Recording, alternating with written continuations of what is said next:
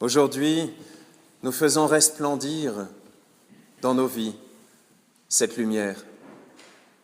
Ce soir, nous avons envie de dire « même pas peur ». Nous avons traversé l'eau, même si c'était un petit peu moins que le peuple hébreu en sortant d'Égypte.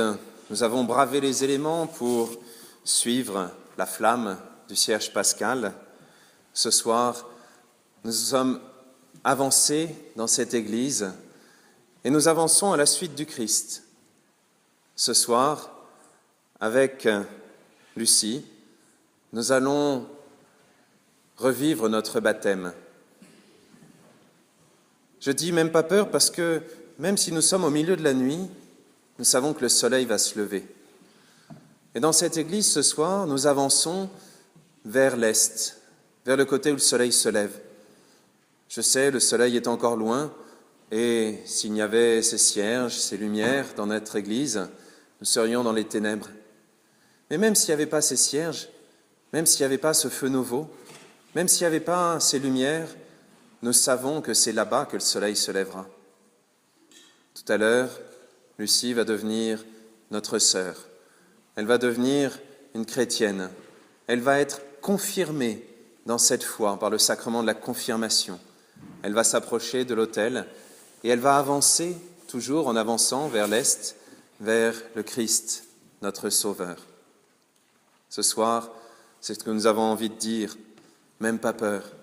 Nous savons que le soleil se lève, mais nous savons encore plus que le Christ, notre salut, se lève sur le monde. Nous n'avons pas peur des ténèbres de la nuit et surtout nous n'avons pas peur des ténèbres de la mort et du péché. Nous savons que tout cela ne peut pas résister ni à l'eau du baptême, ni à la force de l'Esprit Saint. Nous savons que tout cela ne peut résister à la vie éternelle que Dieu nous offre. Ce soir, nous avons suivi le peuple choisi au travers de ces lectures. Nous avons suivi le Christ qui se révélait petit à petit par sa sagesse, par ses symboles de l'eau, de la lumière. Et ce soir, nous le choisissons. Nous choisissons d'être des témoins de cette lumière. Nous choisissons d'être lumineux. Nous ne nous appelons pas tous Lucie, nous ne portons pas ce nom de lumière et pourtant, nous sommes tous porteurs de cette lumière. Nous avançons dans le monde et nous devrions, ça c'est notre défi pour les jours qui viennent, avoir un sourire tellement lumineux, tellement radieux, que cela éclaire nos voisins, nos amis, nos familles, même ceux qui ne croient pas. Nous devrions avoir un cœur si lumineux qu'il ne se laissera jamais anéantir. Oui, nous le savons, les ténèbres commencent à être nombreuses autour de nous, mais je ne suis pas là pour vous faire un résumé de la presse ou des terreurs de ce monde, nous les connaissons trop bien. Ce soir, c'est le Christ qui veut lui-même nous allumer dans le cœur cette vie éternelle. On a tenu ces petits cierges, ridicules, fragiles, même les enfants de cœur en ont cassé je ne sais pas combien.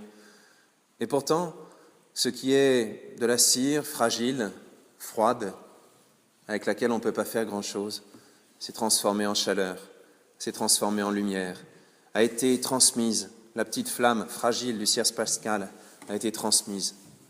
Et bien maintenant, imaginez ce que nous, êtres humains, tirés de la terre, du limon de la terre, comme nous le disait la première lecture, tirés du sol, mais surtout tirés du souffle de Dieu, imaginez ce que Dieu est capable d'en faire.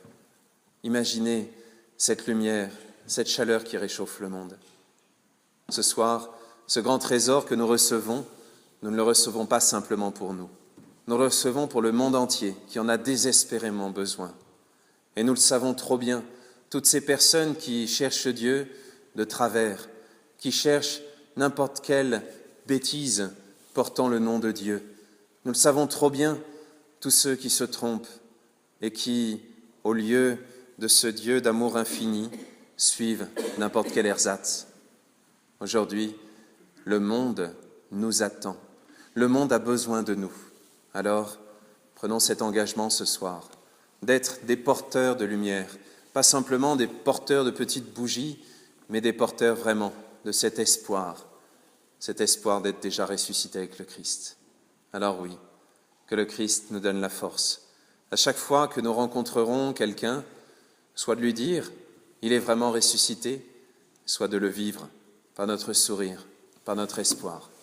Que Dieu nous aide et que l'Esprit Saint que nous recevons le jour du baptême, le jour de la confirmation, dans chaque sacrement, nous aide à être vraiment des témoins de la résurrection. Christ est ressuscité, il est vraiment ressuscité. Alléluia.